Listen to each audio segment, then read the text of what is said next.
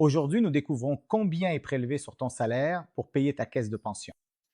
En effet, la caisse de pension est divisée en deux parties. Nous avons les prestations de risque et la cotisation d'épargne. Les prestations de risque comprennent les rentes en cas d'invalidité.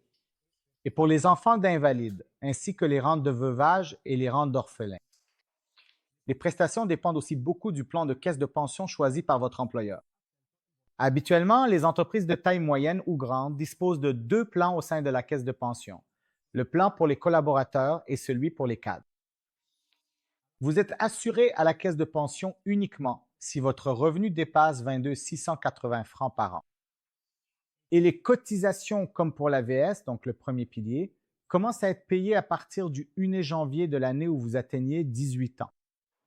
Cependant, à partir de 18 ans, vous ne financez que les prestations de risque au cas où il vous arriverait quelque chose, tandis que la partie épargne ne commence qu'à partir de 25 ans.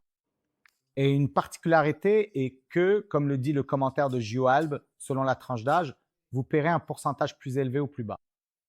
En effet, de l'âge de 25 ans jusqu'à 34 ans, vous mettrez de côté 7% de votre revenu comme part d'épargne.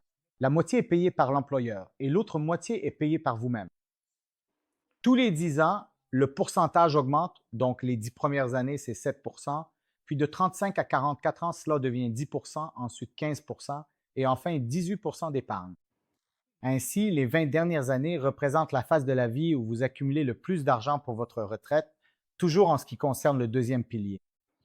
À ce propos, il y avait une réforme qui n'est pas passée, qui prévoyait de redistribuer ces pourcentages de manière un peu plus équitable, car en effet, les personnes âgées de 55 à 65 ans sont désavantagées parce qu'elles coûtent beaucoup plus cher à l'employeur.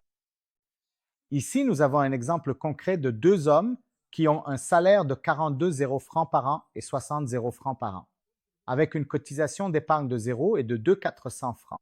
Le premier, parce qu'il a moins de 25 ans et par conséquent ne paie aucune cotisation d'épargne, tandis que le second se trouve dans la tranche d'âge de 25 à 34 ans.